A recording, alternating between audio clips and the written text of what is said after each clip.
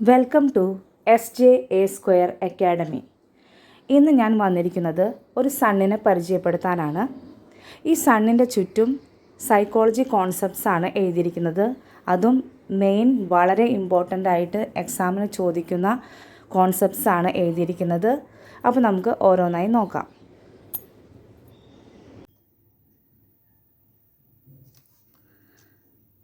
ഘടനാവാദം, structuralism, William Wundt. പരീക്ഷണ മനഃശാസ്ത്രത്തിൻ്റെ പിതാവ് വില്യം വൂണ്ട്. മനഃശാസ്ത്രത്തിൻ്റെ പിതാവ് William wound.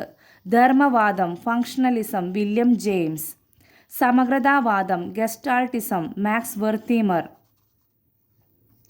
വ്യവഹാരവാദം, behaviourism, JB Watson. മനോവിശ്ലേഷണ സിദ്ധാന്തം, സിഗ്മണ്ട് ഫ്രോയിഡ്. ആധുനിക മനഃശാസ്ത്രത്തിൻ്റെ പിതാവ് സിഗ്മണ്ട് ഫ്രോയിഡ്.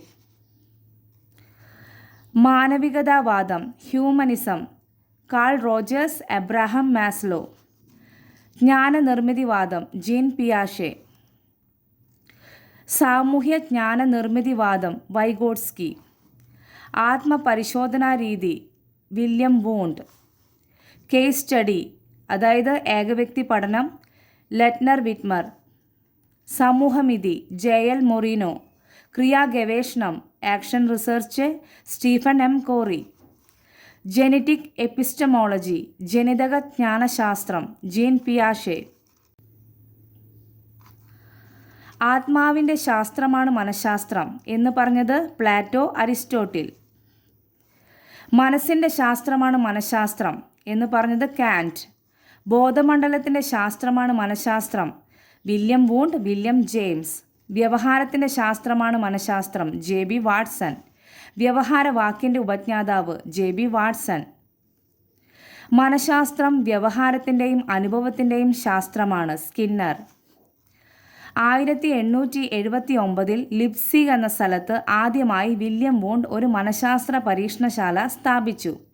ലിപ്സിഗ് സർവകലാശാല എവിടെയാണ് സ്ഥിതി ചെയ്യുന്നത്? ജർമ്മനി. ഇനി ധർമ്മവാദികൾ, William James, John Dewey, Harvey Carr. സമഗ്രതാവാദികൾ, Max Wertheimer, Kohler, Koffka, Kurt Lewin. ഇനി വ്യവഹാരവാദികൾ, JB Watson, EL Thorndike, Pavlov, BF Skinner, Hull, Tolman. മനോവിശ്ലേഷണ സിദ്ധാന്തം, സിഗ്മണ്ട് ഫ്രോയിഡ്, ആഡ്ലർ, CG യുങ്. മാനവികതാവാദികൾ, Carl Rogers, Abraham Maslow, Glaser, Combs. ജ്ഞാനനിർമ്മിതിവാദികൾ, പിയാഷെ, Bruner, Vygotsky. Okay, ഇത്ര പോയിൻറ്റ്സ് ആണ് ഉൾപ്പെടുത്തിയിട്ടുള്ളത്. ഇതുപോലെ നമുക്ക് സണ്ണിനെ വോളിൽ ഹാങ് ചെയ്തിടാം. അപ്പോൾ സൈക്കോളജി കോൺസെപ്റ്റ്സ് ആയിട്ട് എന്നും നമുക്കൊരു റിലേഷൻ ഉണ്ടാവുകയും അത് LP UP CAT എക്സാമിന് അത് നല്ല രീതിയിൽ യൂസ്ഫുൾ ആവുകയും ചെയ്യും. സണ്ണിൻ്റെ പുറകിലായാലും ഇനിയും നമുക്ക് സൈക്കോളജി കോൺസെപ്റ്റ്സ് ആഡ് ചെയ്യാൻ പറ്റും. അപ്പോൾ നമ്മുടെ പോർഷൻ ഹാഫ് ആയിട്ടുള്ളൂ. ഇനിയും ഓരോ സൈക്കോളജി ക്ലാസ് കഴിയുമ്പോൾ ഞാൻ മെയിൻ പോയിൻറ്റ്സ് ഇതിൽ ആഡ് ചെയ്തുകൊണ്ടിരിക്കും. അവസാനം റിസൾട്ട് എന്തായിരിക്കും നമുക്ക് കിട്ടുക? ഓൾ സൈക്കോളജി കോൺസെപ്റ്റ്സ് നമുക്ക് ഈ സണ്ണിലേക്കായിട്ട് നമുക്ക് ഒതുക്കാൻ പറ്റും. അപ്പോൾ നമുക്ക് ഏതൊരു കോൺസെപ്റ്റ് വേണമെങ്കിലും നമുക്ക് പെട്ടെന്ന് ഈ ഒരു സണ്ണിനെ നോക്കിക്കഴിഞ്ഞാൽ നമുക്ക് കിട്ടും. അപ്പോൾ താല്പര്യമുള്ളവർ ഇതുപോലൊരു വോൾ ഹാങ്ങിങ് ഉണ്ടാക്കുക, സൈക്കോളജി ആയിട്ട് റിലേഷൻ കീപ്പ് ചെയ്യുക. Thank you.